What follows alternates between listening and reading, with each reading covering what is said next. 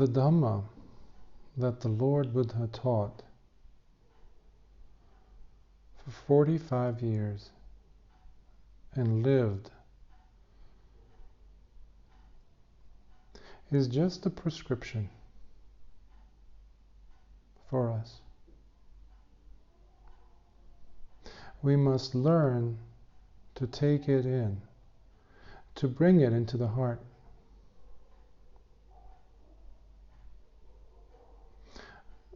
Dhamma requires specific direction in the effort that we put into it. Specific intentionality in its direction, if you will. Dhamma is life. And without the Dhamma, there cannot be an authentic life to be lived.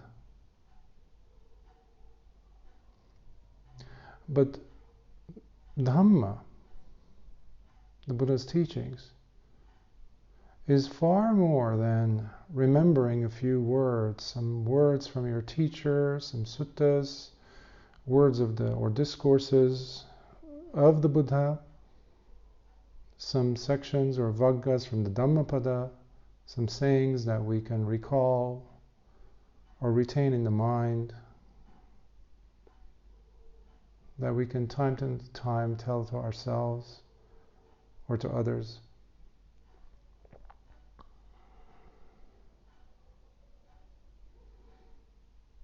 Dhamma is the prescription that is for curing the illness living beings suffer from.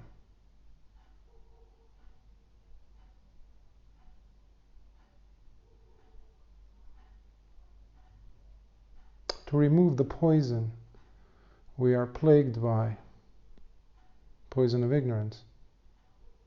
So the Dhamma is another way of looking at it. The Dhamma is the antidote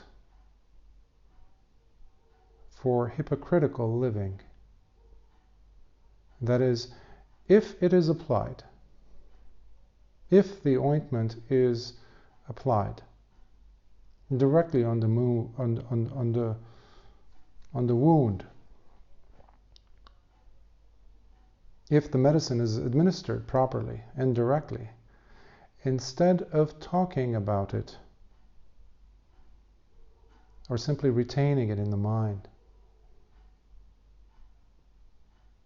or knowing about it,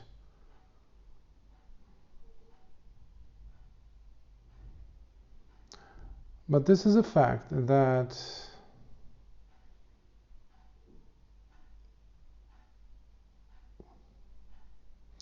comes to mind, that in its nature of being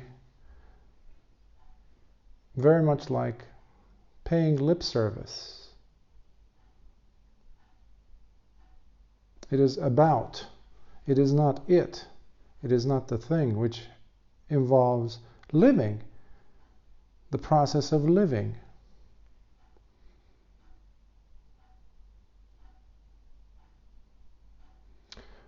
To not chew nor digest the food, the knowledge that we acquire, means that we do not benefit from its nutrients,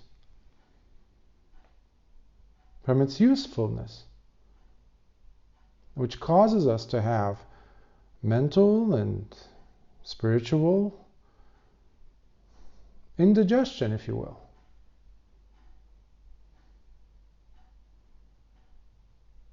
And this is manifesting more and more in our human societies today, in the form of quasi or pseudo-real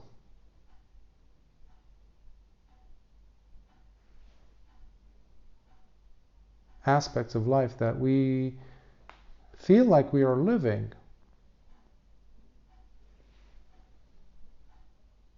Pseudo-real. It's just retaining of information, of undigested information. And the Dhamma is a lot more than that. It's an experiencing.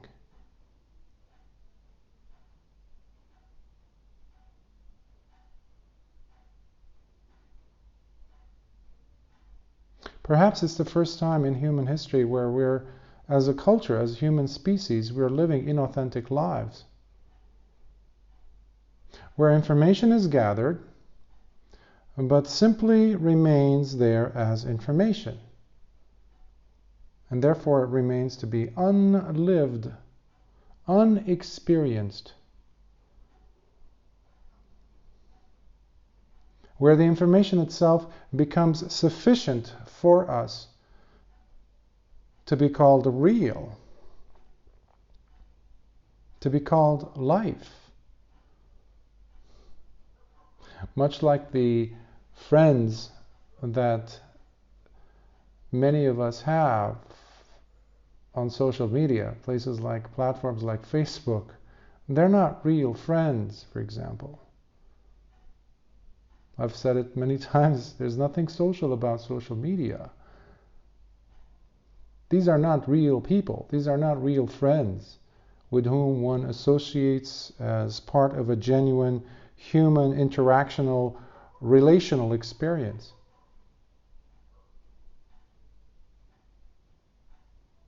But unfortunately, these have become genuine reflections of us, humanity, it seems.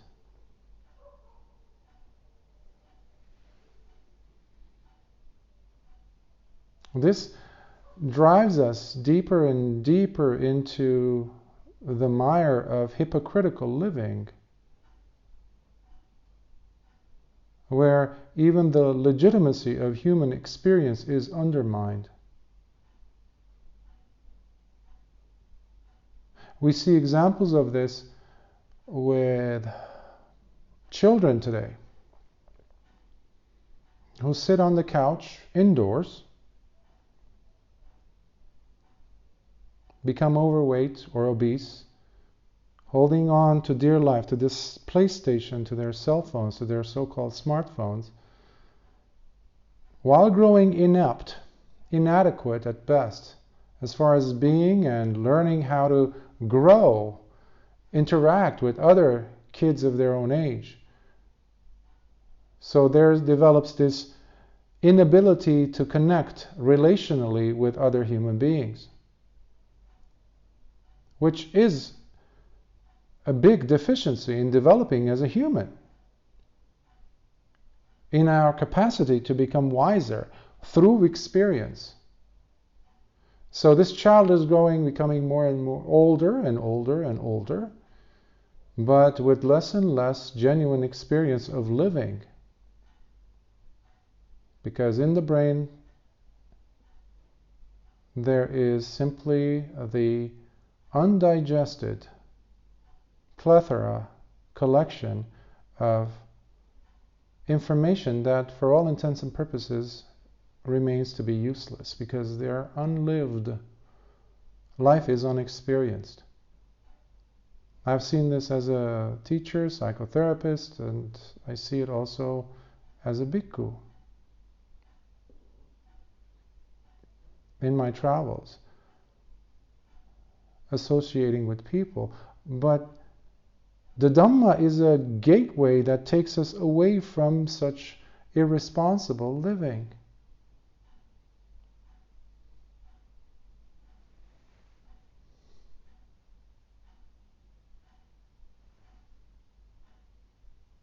The Dhamma is there to pull us out of ignorance. Otherwise, it's like picking up a book on swimming when we have never swum before. Learning how to swim through a book.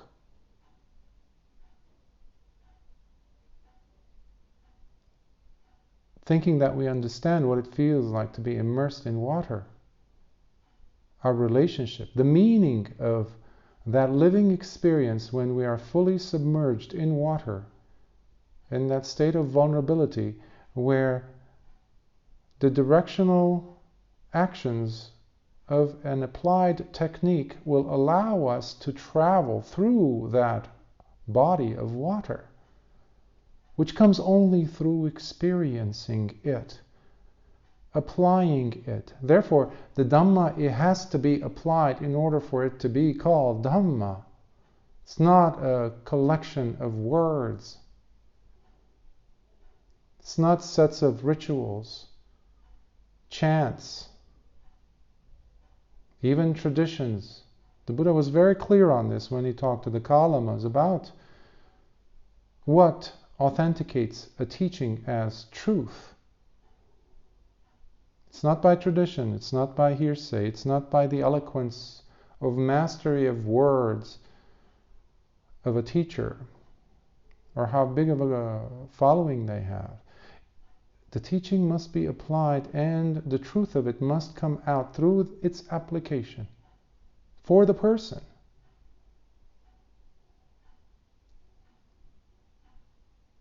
So we shouldn't, the way I understand it, of course, we shouldn't look at the Dhamma as an entity to be worshipped, as a thing, something to be adored, something that is to be repeated or ritualized in any way. Otherwise, we're creating or perpetuating this idea that it is a religion, which personally I do not see it as such. I'm also of the mindset and understanding that the Dhamma, Buddhism if you will, is a higher form of education. I know Ajahn Jayasaro of the Thai forest tradition. He likes to call it an education system. I completely agree with him on this. But in order for it to become alive, true education, it needs to be brought into one's life.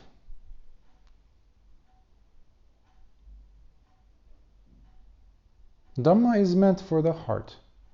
It is meant for one's life, for one's relationships. Obviously, the relationship that one has with oneself, and by extension, and flowing out of that into the world around us.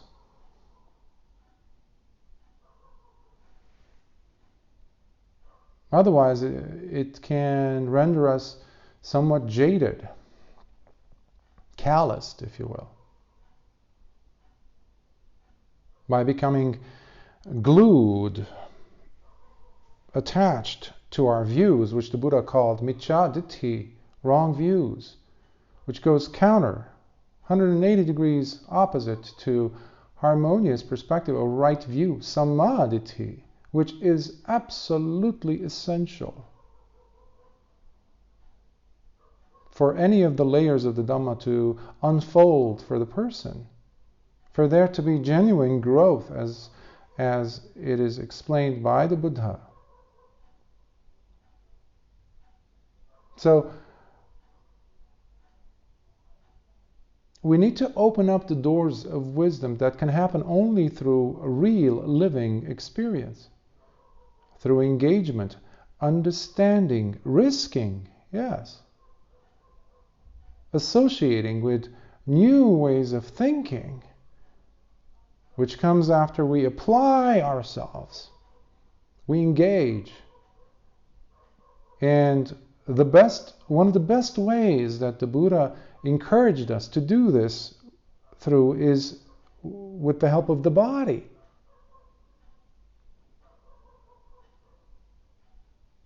I believe it's in the Samyutta Nikaya where the Buddha talks about the 6 animals, where he lists about 6 animals, different ones. You have a snake, you have a hyena, you have a crocodile, I think you have a tiger, etc. 6 of them. And the Buddha loves using similes and analogies. So he encourages us to tie each of these animals to a post. Where even if the snake wants to go run, scurry around somewhere, slither somewhere away from that post, it's still held in place. The hyena the same way, the crocodile the same way, etc., etc.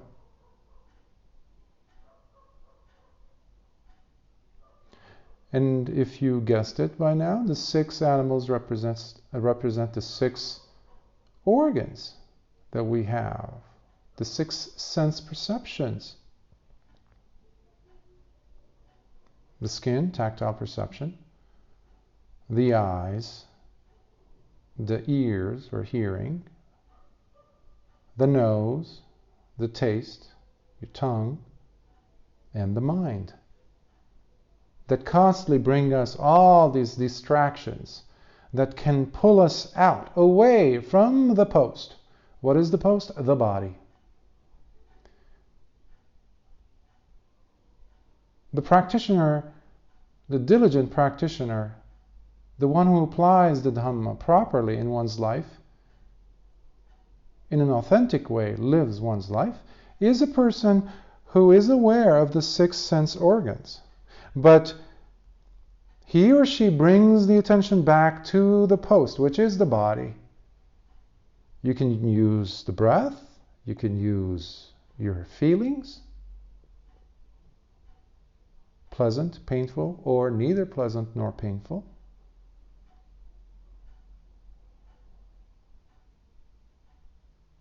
You can use the sensations, therefore.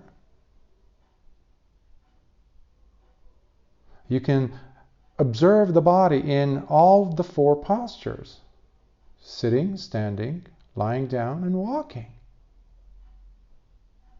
And in this world of ours right now,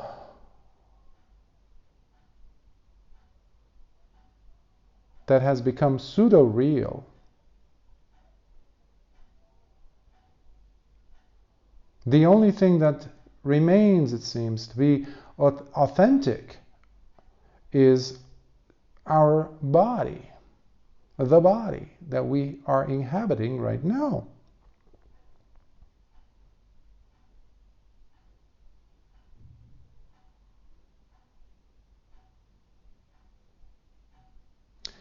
We have a limited time on this planet, and the Buddha's urging of us to make the most of it can just reside here at this post with the body, to apply the teachings of the Dhamma, which, by the way, only through its application can the Dhamma be considered as one of the 3 jewels. When it turns into the refuge, true refuge, as we say, being the beginning of the practice. That's when it becomes a refuge for the person, because it is authentic, it is real through its applicability, through its application by the person. Instead of allowing it to turn into an undigested pile of information in one's life, which does nothing other than boosting one's ego. So let us take it in. Let us bring the Dhamma into the heart, into our hearts, and making life worthwhile, lived with authenticity, as we remove the specks, the grains of ignorance from the mind, from the heart, and invite and bring wisdom in.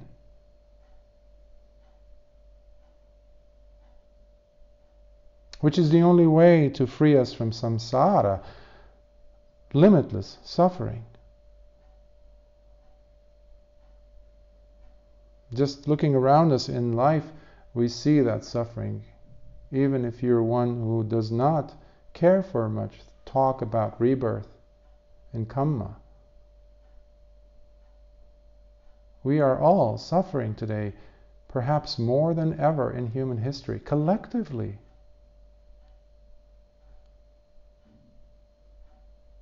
And I find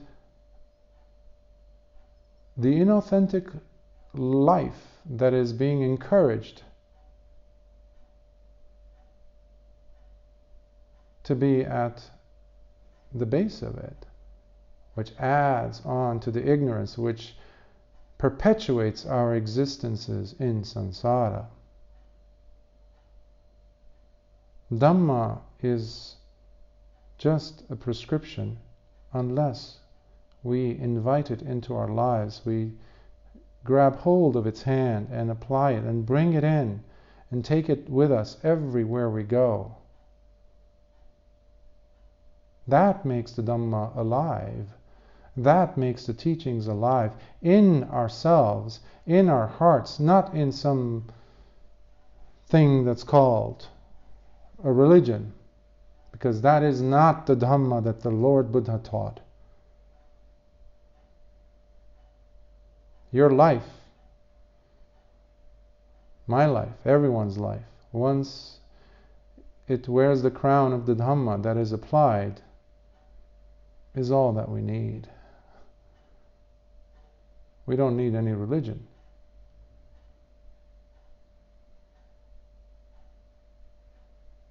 I will stop here and open for questions, thoughts, comments, critiques.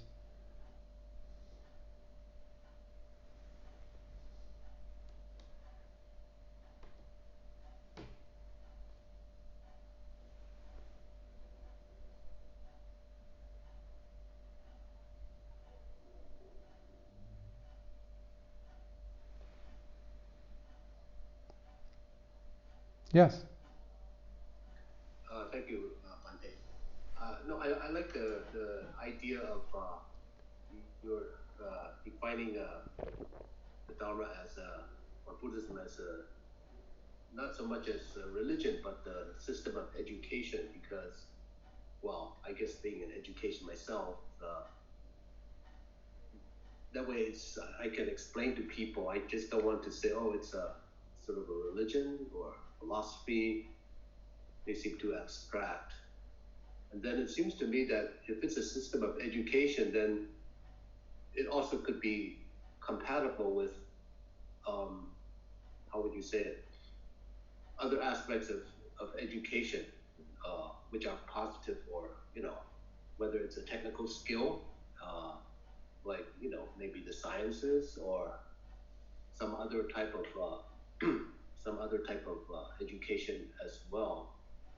So it's not necessarily so exclusive, but you could be a Buddhist and be constantly in the process of educating oneself or others, but also you can also have other skills or things like a job, or be in other types of kind of education. I don't know whether I'm a little bit unclear, but it seems that education makes it more inclusive to just the human realm of experience and learning, rather than, okay, this is the only, this is the only way, this is the only religion, and so forth, which seems a little bit, off-putting sometimes.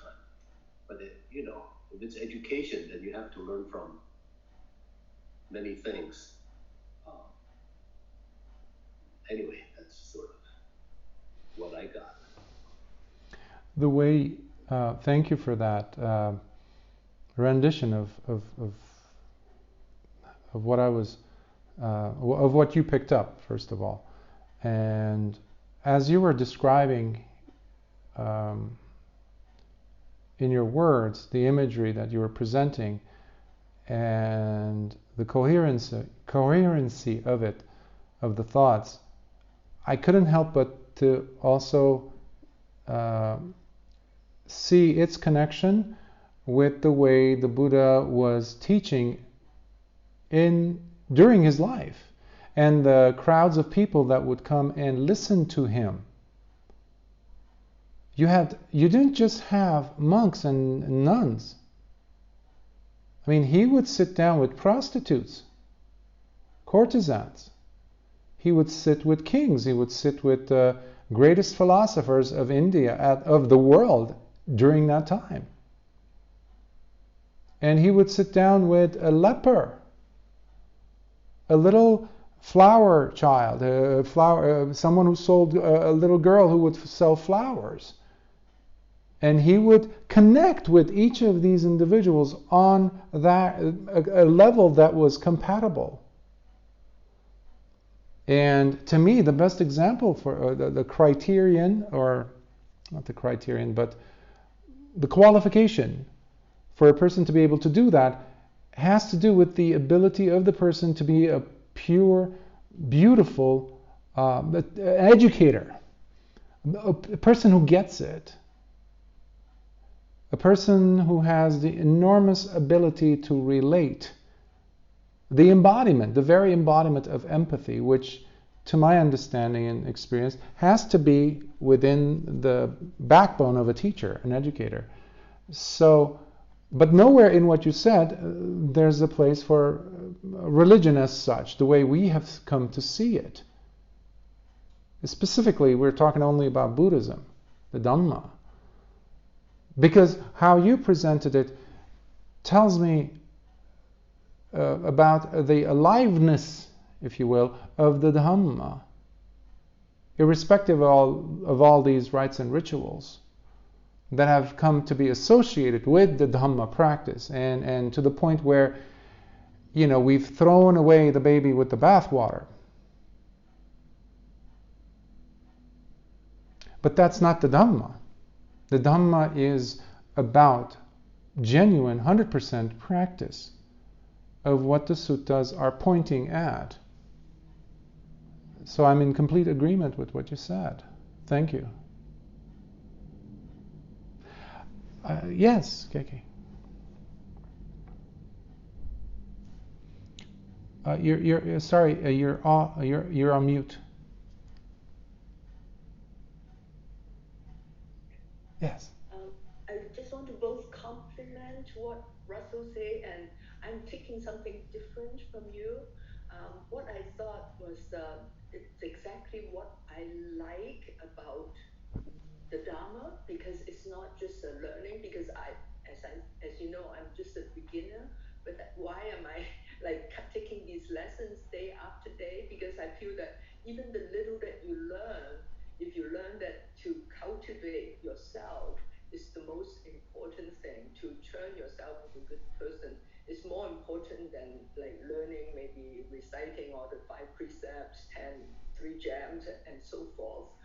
And so this is what I like about the Dharma being something that is even more important to practice than to just learn any of the books or read 10 books about Buddhism. But at the same time, I feel that it's totally compatible with what I like to see education as it was in, say, ancient China, with the whole Confucius philosophies, that the whole point of education is to cultivate yourself.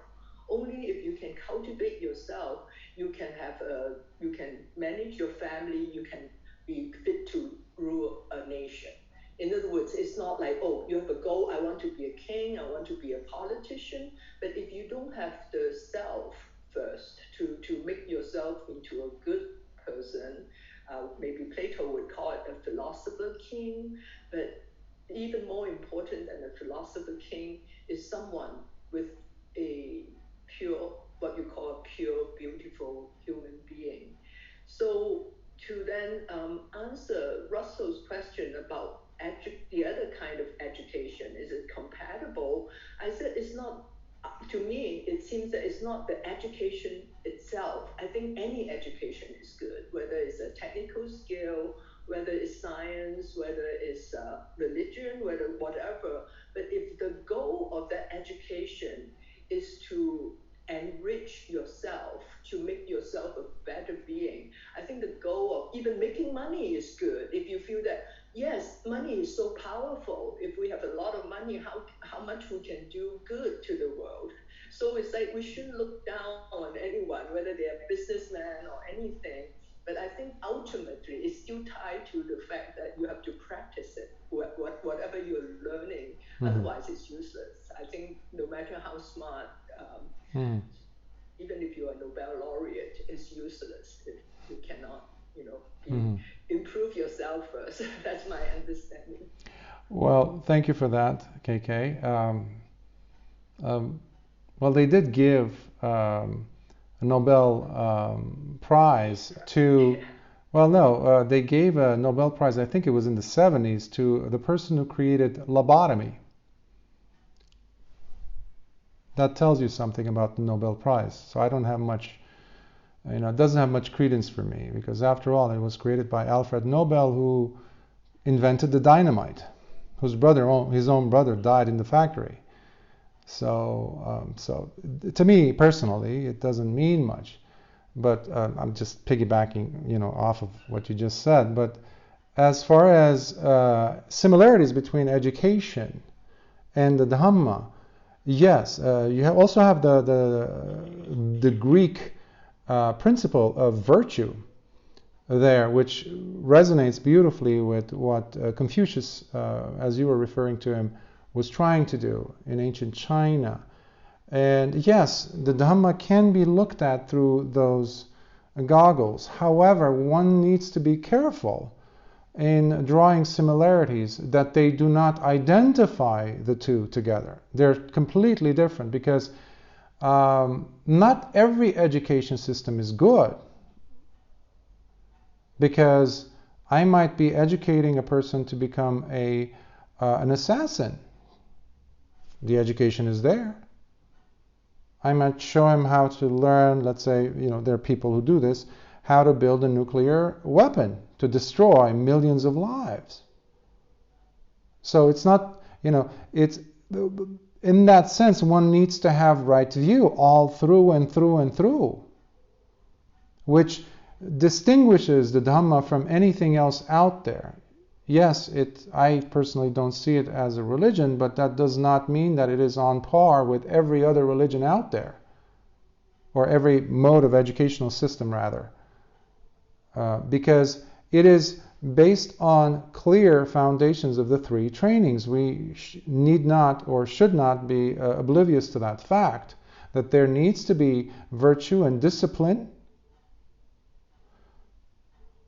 meaning the person has a clear understanding between what is kusala, what is akusala, what is wholesome, what is unwholesome.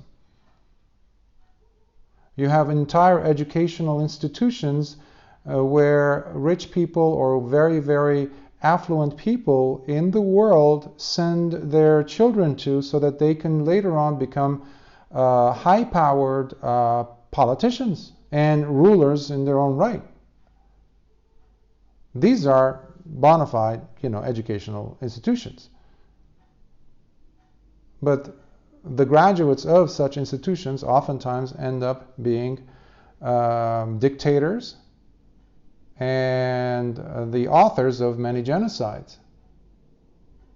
So we need to have a very solid understanding of what it means for us, the education that we're referring to. Meaning, as far as the Dhamma is concerned, again, there needs to be Sila, Samadhi, Panya. Sila is the virtue.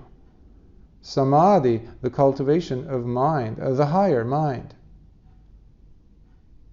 And Panya, which is the presence of clear, undiluted, discerning ability of the individual, meaning wisdom. But these come alive through engaging with life. And that's what the Dhamma is all about. It's about engaging with life. We cannot be armchair Dhamma practitioners. We need to keep moving. We need to go outside. We need to go out of our comfort zones. Even our comfort in seeking comfort in the status quo, in where we have found ourselves in our practice. So many times I have students who come in and they've been stuck there, but they're just, counting their old laurels. They're just happy to relate to me some experiences that they've had in the past, jhana or no jhana or insights. But my interest is to go into their normal lives, asking them about their associations, their relationships, how well they sleep, for example. Or are they sitting with a smile or without a smile with me? Or is there some ease about them, softness about them, etc.? I'm asking them about their life. And that's why one of the ways to understand the statement that Dhamma is life and life is Dhamma, I think I said something along those lines earlier, is within the person. One doesn't get to know the Dhamma because they have a PhD in Buddhism, or they finished a dissertation on a major topic of the Dhamma. That's not Dhamma necessarily.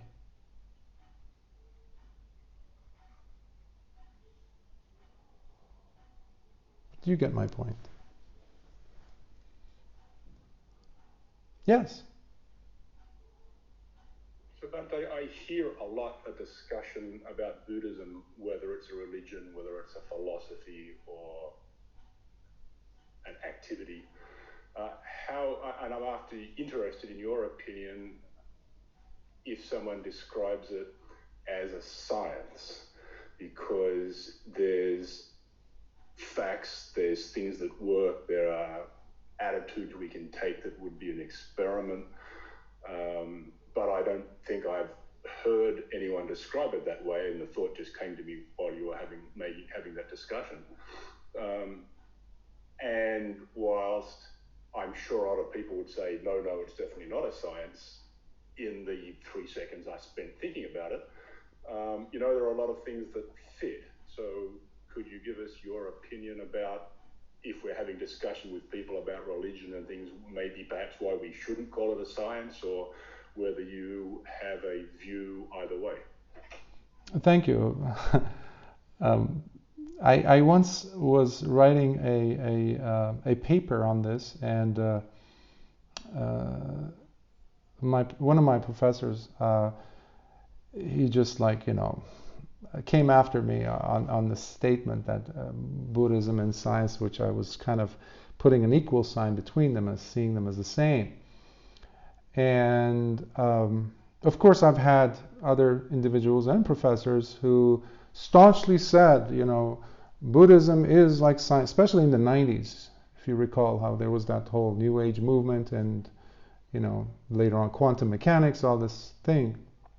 But coming back to specifics of your question, I've taught science for several years, and one of the quality of that is unique about science, what makes us think science-based, to my understanding, is the element of repeatability. It's repeatability, fact.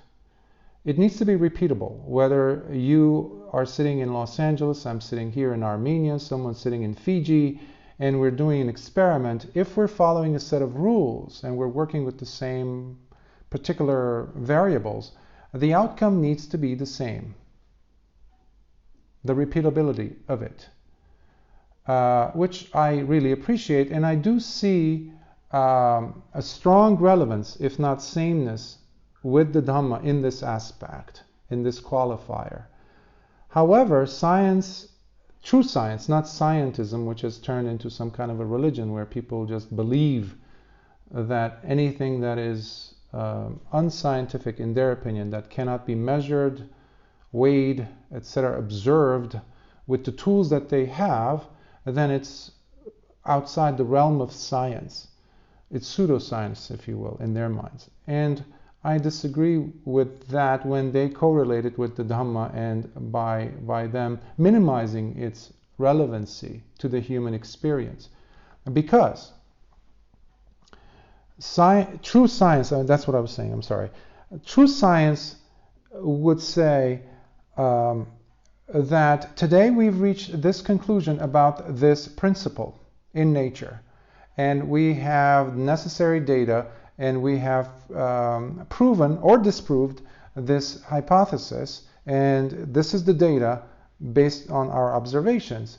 But tomorrow, After all this finding has come out today, if tomorrow some scientists have found a different outcome following the scientific method, tomorrow, if I were a true scientist, despite the fact that I've invested so much the day prior and made all those conclusions, maybe even got a Nobel Prize for it, I will go ahead and have to completely shove it out of the door, whatever findings I've come up with, because the validity that this other scientists have come up with far supersedes my own findings, and in fact nullifies them.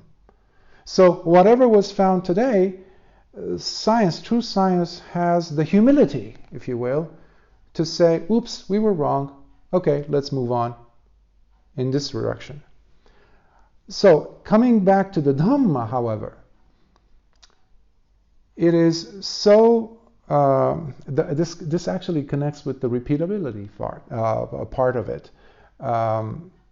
The techniques that the Buddha advised his students to apply, let's say to experience the jhanas, for example, or to attain Nibbana, if they follow the Eightfold Path properly, with consistency and perseverance, as long as they have Sila, Samadhi, Panya, those three trainings working together in unison, that repeatability is there today. So in that context, I would say there are elements of science that fit beautifully into the Dhamma. And also, one professor I've heard, he disagreed with me years ago. He said, well, science is based on empirical evidence. It has to be empirically based, meaning that's what we usually understand when we use the empiricism of it, the five senses. Well, to my understanding, and as a meditator, I've seen that real, true, authentic living with both sati and sampajanya, or mindfulness and clear comprehension, involves empirical, engagement with life. Otherwise, how would I connect with life? How would I make my own observations? As a meditator, we're always making observations. We're always developing, getting data. That's how we know if something is kusala and akusala. And that is how we know also, wait a minute, when a person becomes a sotapanna, for example, a once returner, a stream enterer, there is a personality change in that individual. If the person looks back to the point at which, prior to that point at which they saw with the Dhamma eye, and they don't recognize that person, there's a change. There's a transformation. And there's empirical engagement for the person that validates for them the genuineness of their real experience. And they might even have a hard time explaining it to others, but they know it for a fact. So, I know I'm not giving you a yes and no answer, because I guess in that sense it is different than science. But even with, in the beginning with the proton, from what I recall, in the earlier discoveries, they discovered how the proton is both a wave and a particle. When Aristotelian way of thinking, which dictated science up to that point, was saying something is either this or that. It cannot be both of them at the same time. And so there's that entanglement principle, which quantum mechanics is an advocate for. And unfortunately, many of pseudoscience writers out there who made a lot of money went, off the reservation with all of this and made, so much money by incorporating this entanglement principle. But that takes us to a different topic altogether. How are you finding my response to your question so far? Good. It doesn't sound like you're an advocate to start calling Buddhism the science of Dharma or the science of Buddhism, but it fits. And I know that it's hard to have an empirical system when everybody's going to interpret the results differently in their own way, but that doesn't mean that it's still not empirical. It's just their interpretation that's different. Exactly. Exactly. Wonderfully stated, yes. Because each one of us comes from our own background, from our own conditioning. And so it's almost impossible, if not impossible, for two people to have the same exact data, as you were hinting at, like empirical data. Meanwhile, it does not negate the fact that they're both having a genuine experience of Dhamma. Now, having said that, the teacher who is looking at the experiences of the students, let's say two students, coming from different backgrounds, etc., the teacher will ask a series of questions, but they're not like, 1 through 10 exact same questions. But the teacher will have to engage and gauge where each one responds to a specific question in a certain way, while also the teacher looking into their past, yesterday, for example, how they were behaving, etc. And from that, he or she would surmise, deduce as to where the student might be at that time in their development. And it does happen quite often where two students coming from different backgrounds, even though they might use different ways of expression, description of their own personal experiences, nevertheless they might be at the same level of development in the Dhamma. So whereas in science, for example, we need to follow specific criteria to reach a specific result, conclusion, that does agree 100% with another scientist's discovery while engaging in the same experiment. So I hope that. Yes, a great question though. I really appreciate that because it does come up. It has come up in different ways. It was, ricocheting in my brain for a decade or so. So I find it very pertinent. Thank you. Yes? I really appreciate the question, Bhante, and I want to comment on part of your response where you mentioned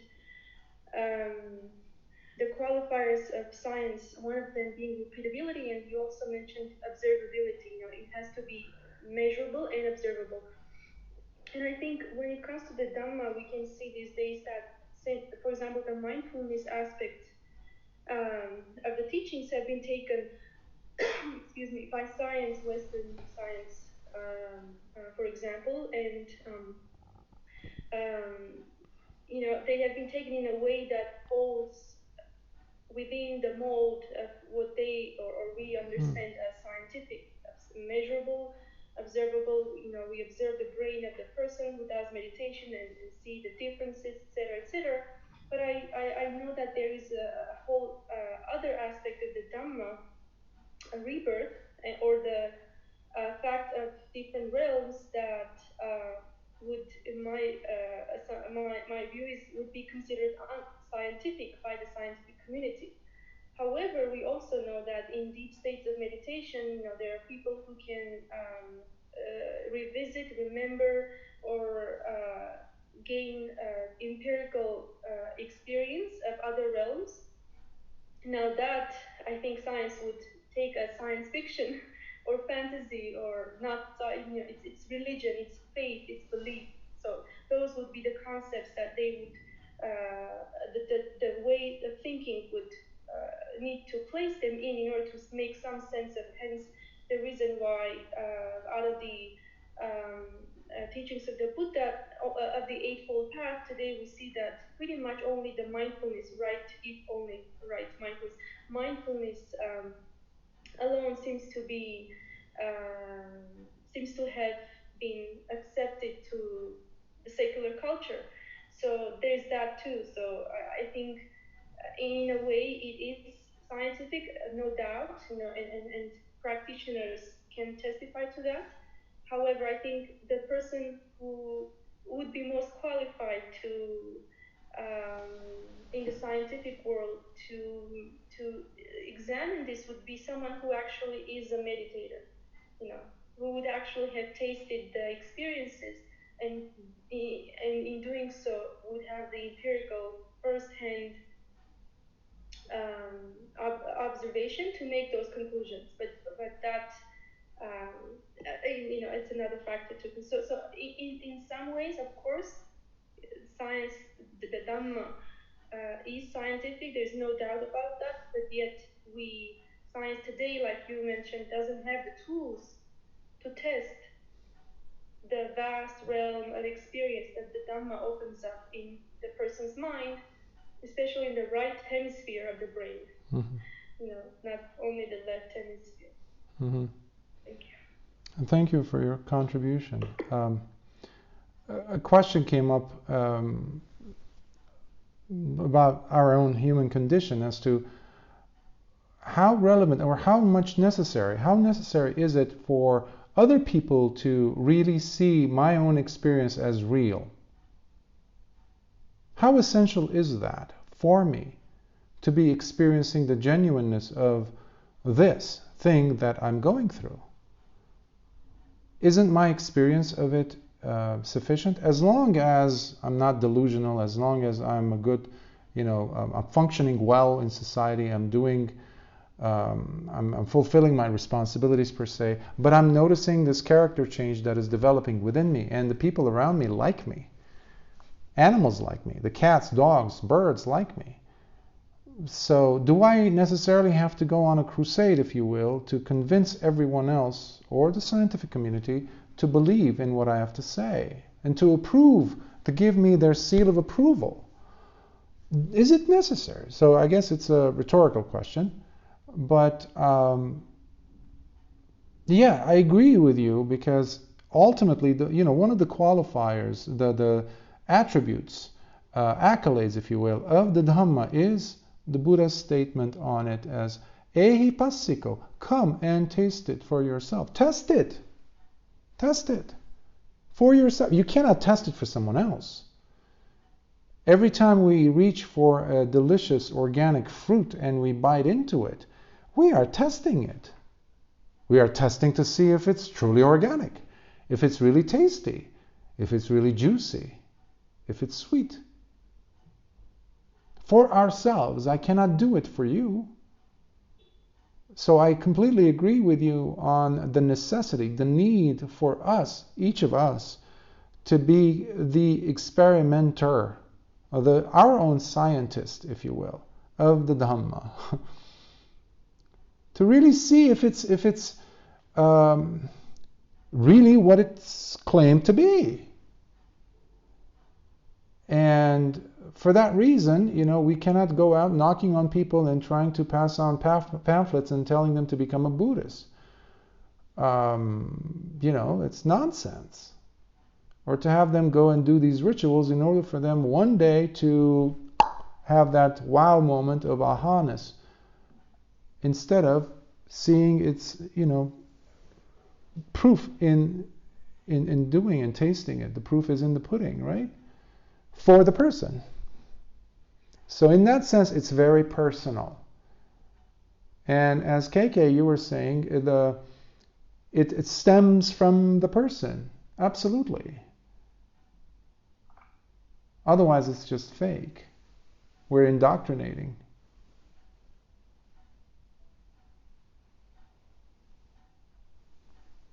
Great questions. Thank you.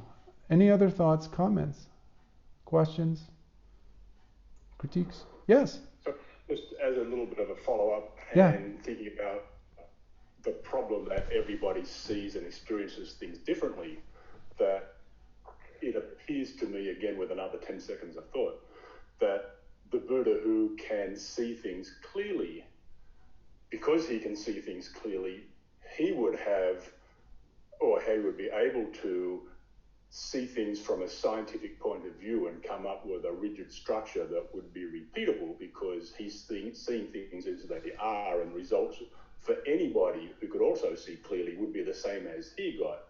So the difference is our level of understanding, or lack of understanding, that's what makes it unscientific. So it isn't that Buddhism isn't scientific, it's just that we're not able to see the answers and the science until we can see more clearly ourselves.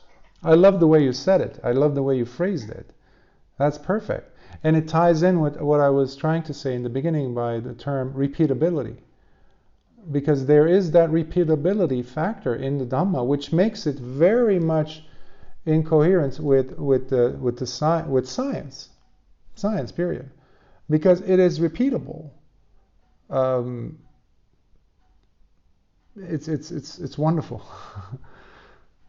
Thank you for that. Yes, Upatissa. Okay. Well, I just want to add to what has already been contributed today so far. In that, okay, whether it's regardless of whether it's education, philosophy, science, or even as mundane as money or power. Well, I guess the common denominator is that they all serve a certain function in benefiting the mass population. So if nobody gets benefited from, for example, if somebody were to, develop some very exorbitantly expensive healthcare system where only a handful of people in the world can afford, I mean, that's basically useless, isn't it? And the same, the same applies to education, scientific technology, and even money and power. In that, well, I mean, if you don't understand the functionality of money and power to be beneficial to benefit people around you, then you will cling on to power. I want to continue to become a king. I want to continue to become president for X more years. I want to make more money, to accrue money for whatever purposes. I don't know. Mm-hmm.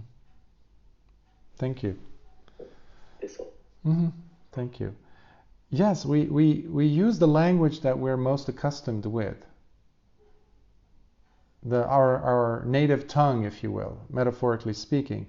So if the person is an artist, they're going to look at, if we're still talking about the Dhamma, they're going to look at the Dhamma as an art. If a person is a sociologist, they're going to say, oh, this is a very advanced, healthy way of applying sociology. A psychologist will look at it as a psychology, etc.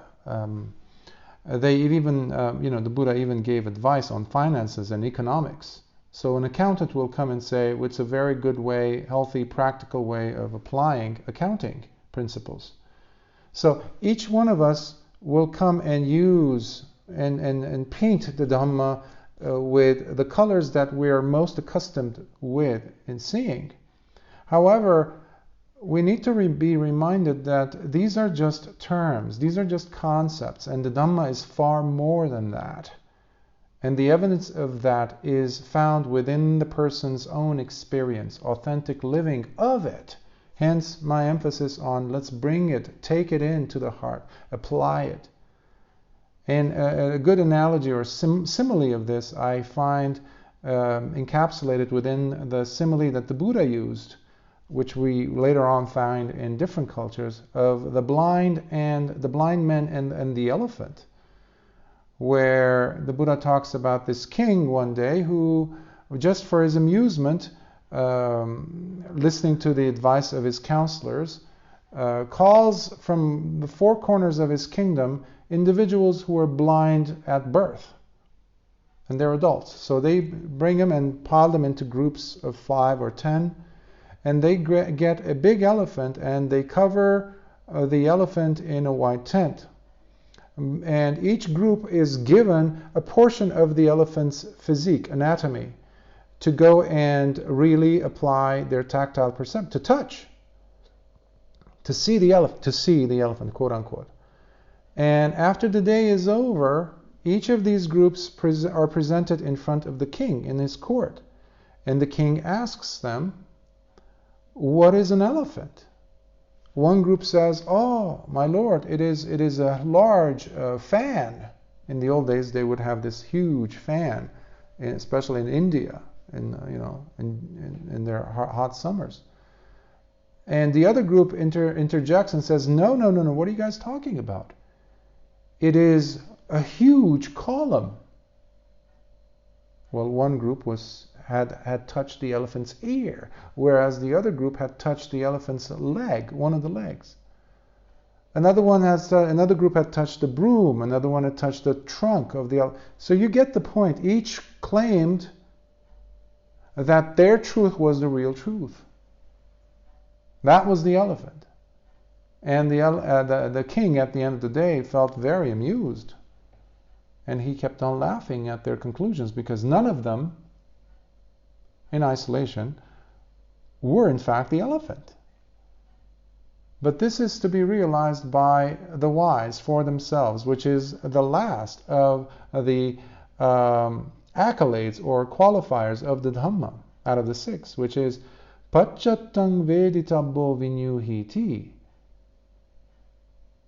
The Dhamma itself is to be realized, the truth of it. All that we're talking about, all of us, and whatever the Buddha talked about for 45 years and taught, all the masters, all the students who became arahants, whatever we have of their sayings, their life stories, are only to be realized not in those pages of some book or some sutta. They're to be realized by the person, us, for ourselves, through our own efforts, which makes it real and fun. So, great contributions. I really appreciate having you and all that you've shared and added on.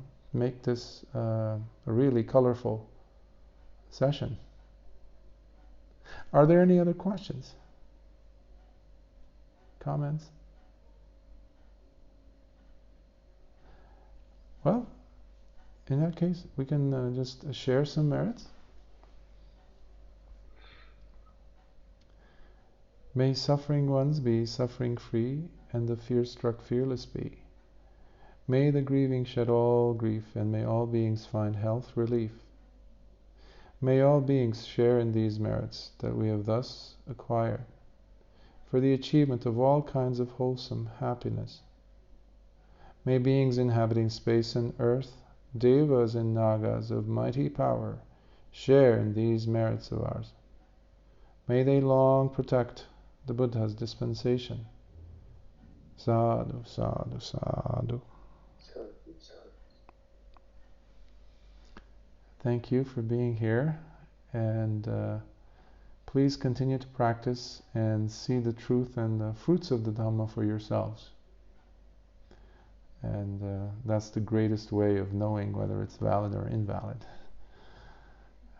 It's a wonderful journey. Please be safe. Please keep the doors of your heart open. Be soft with the mind. Become friends with the mind. Blessings of the Triple Gem on you. Be well. Sadhu, sadhu.